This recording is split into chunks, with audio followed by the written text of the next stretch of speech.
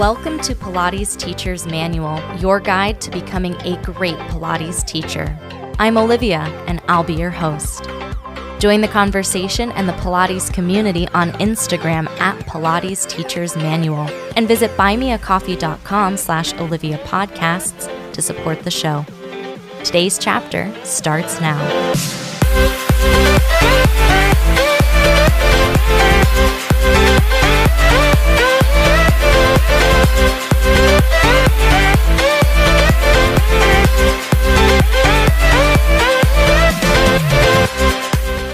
Hello, everybody. Welcome back to the podcast.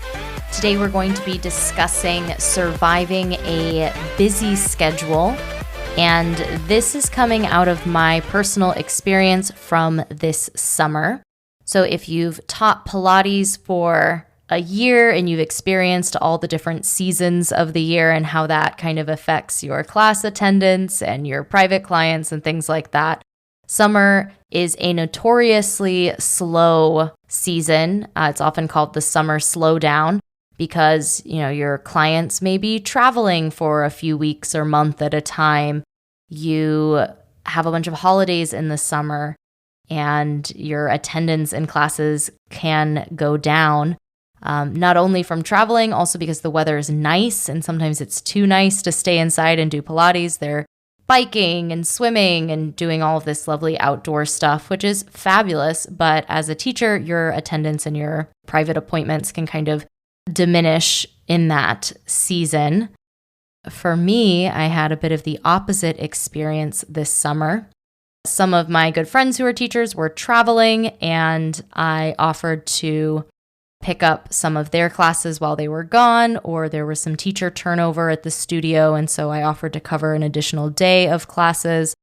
What that's resulted in was me being 2.5 to 3 teachers a week instead of my usual just doing my own schedule per week, and resulted in me teaching about 40 hours each week, 6 days a week, which on its face is not ideal.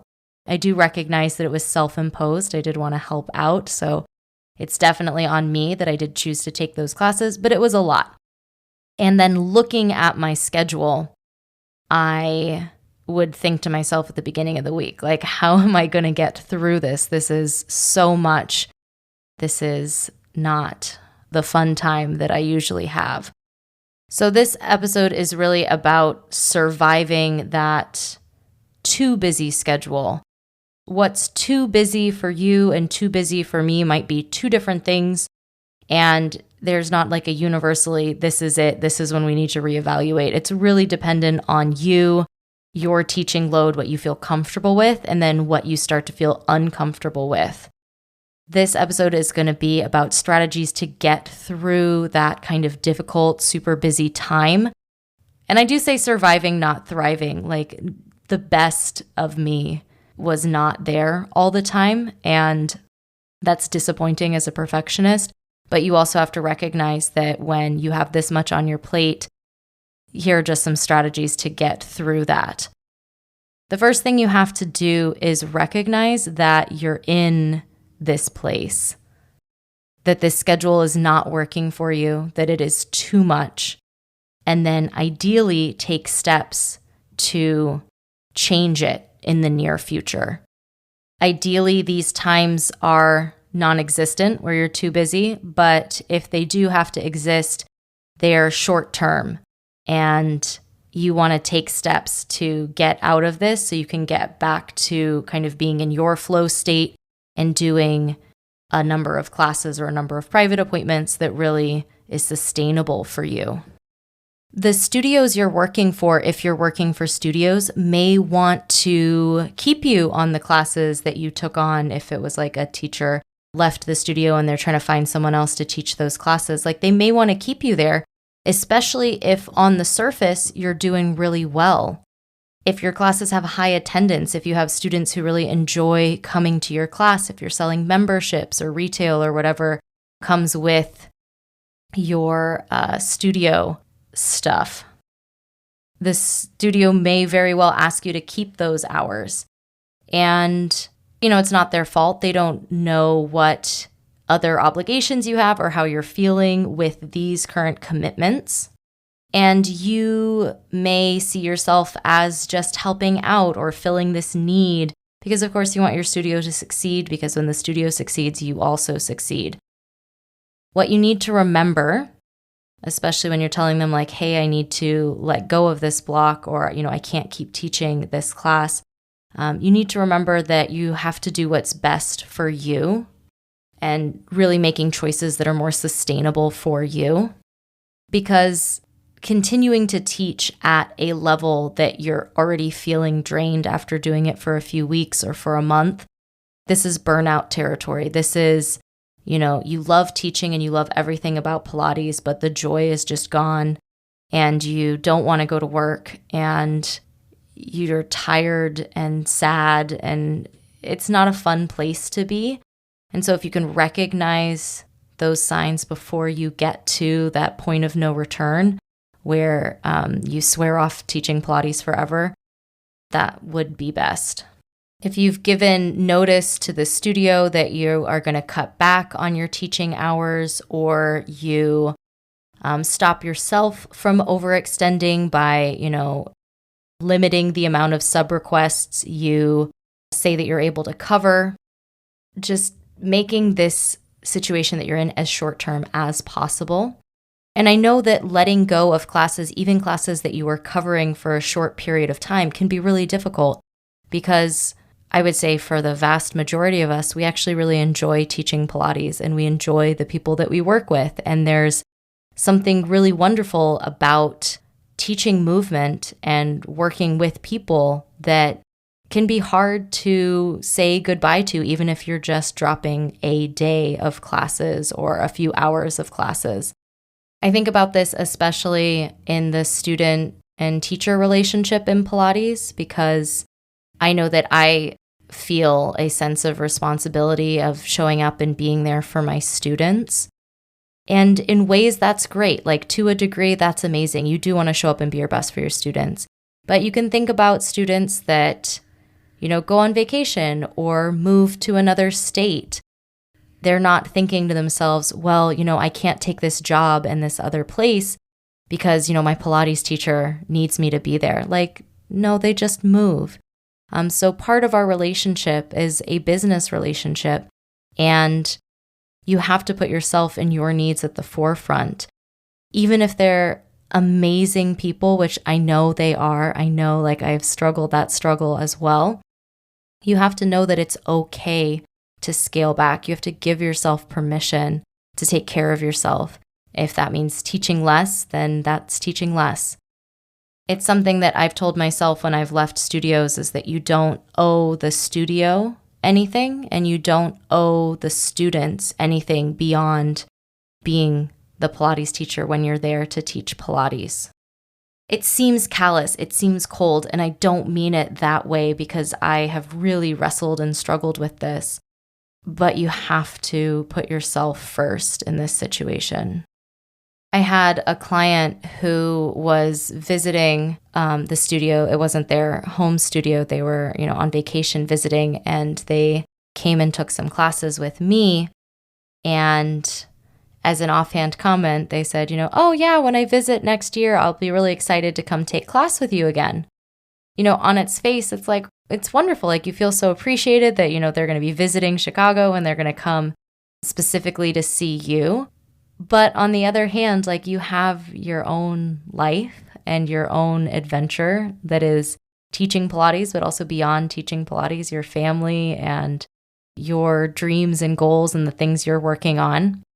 And you don't need to meet that expectation, their expectation that you're going to be in the same place a year from now.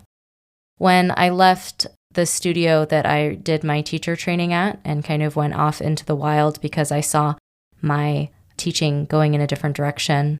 And, I wanted to teach more hours and I wanted to do more and other things.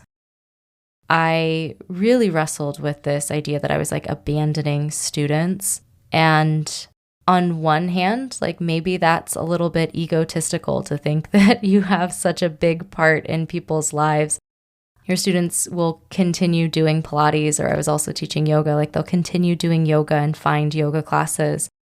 Without you, you don't have to shoulder that burden. Coming up after the break, I'm going to talk about some things that you can do in your classes to kind of get through, things you can do in class and in your life when you're in this really busy schedule time. That's coming up next.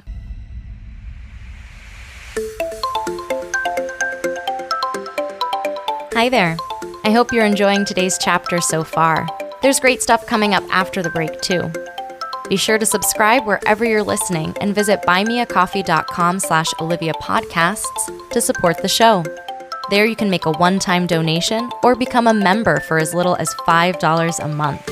Membership comes with some awesome perks, including a shout out in the next episode, a monthly newsletter, a monthly Zoom call with me, and more. You can also visit links.oliviabioni.com/affiliates to check out some sweet deals on products I use and love. Now back to the show.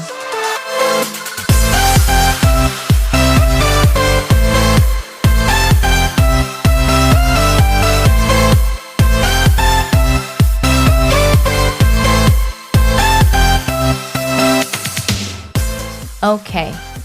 Things to do when you're in class and you're not at your greatest because you are a bit overextended.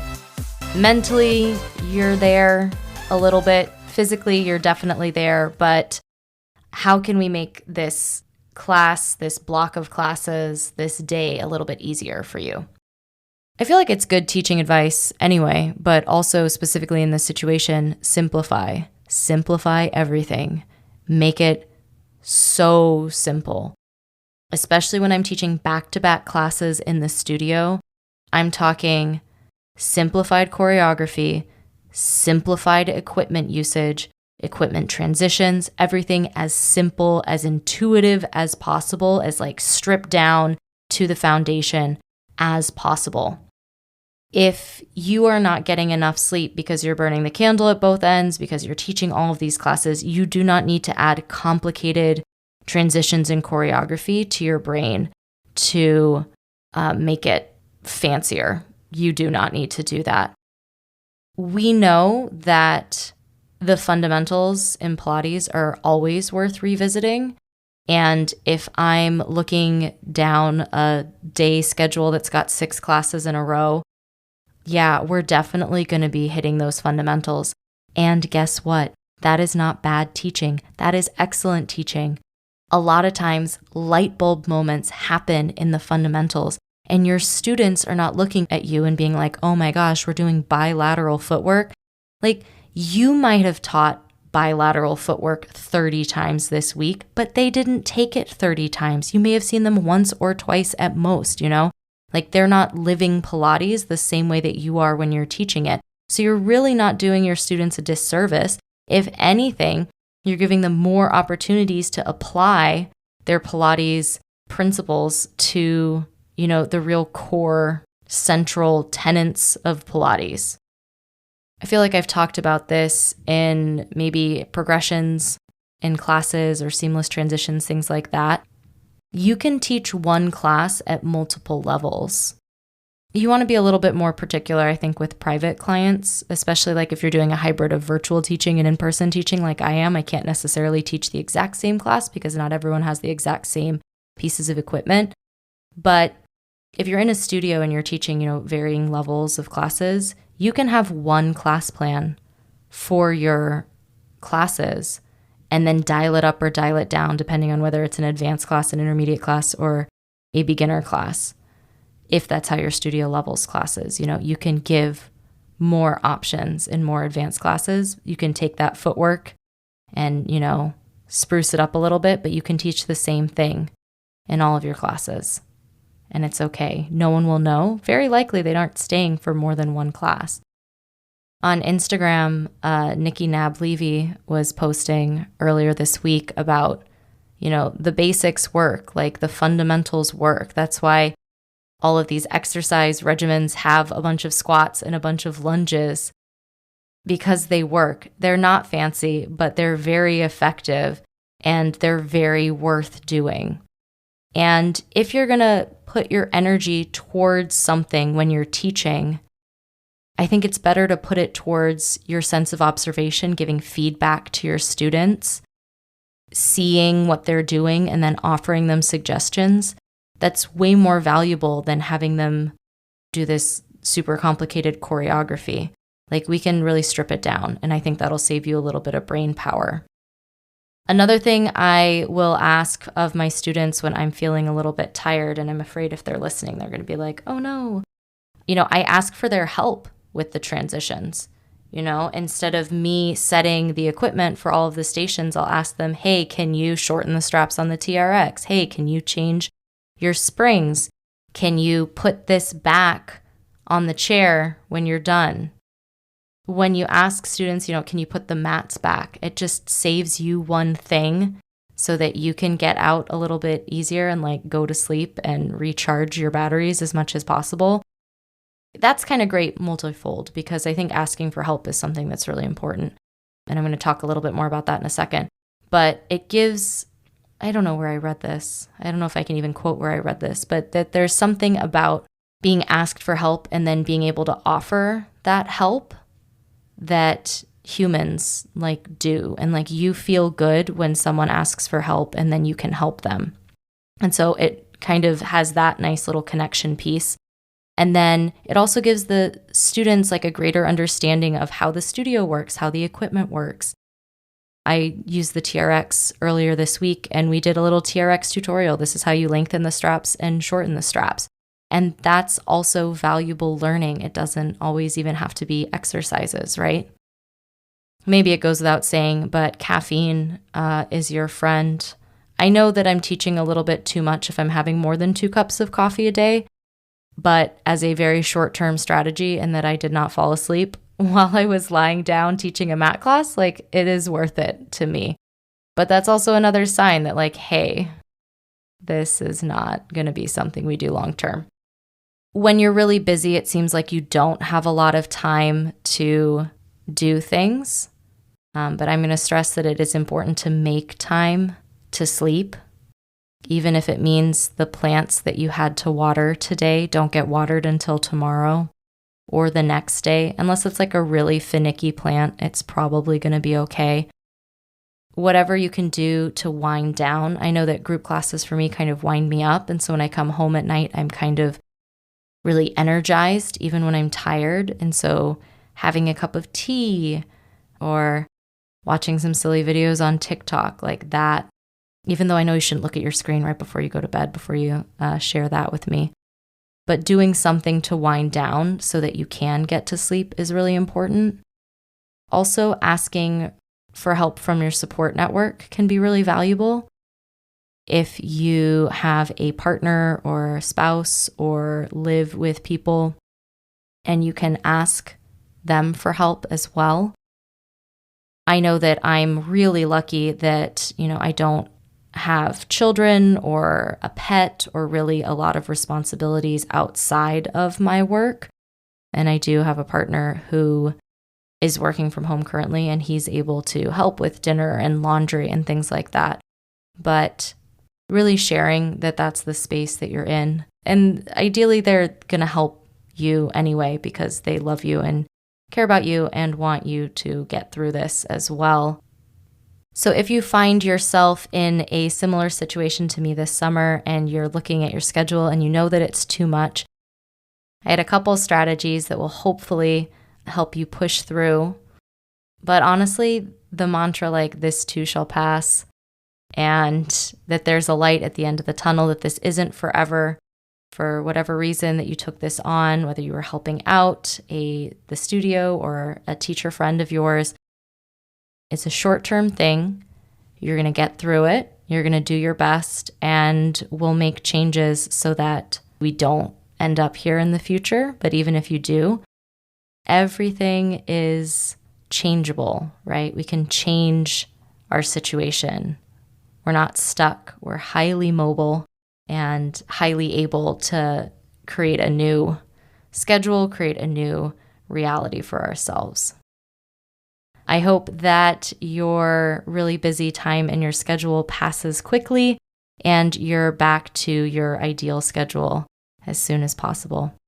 Huge thank you to all my supporters on Buy Me a Coffee. I appreciate your commitment to this project, and I really appreciated chatting with you. Yeah, I really look forward to seeing you again in August. I hope you have a great couple weeks, and I'll talk to you again soon.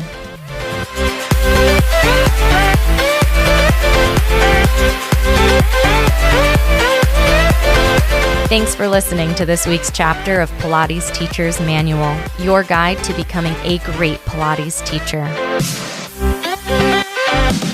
Check out the podcast Instagram at Pilates Teacher's Manual, and be sure to subscribe wherever you listen.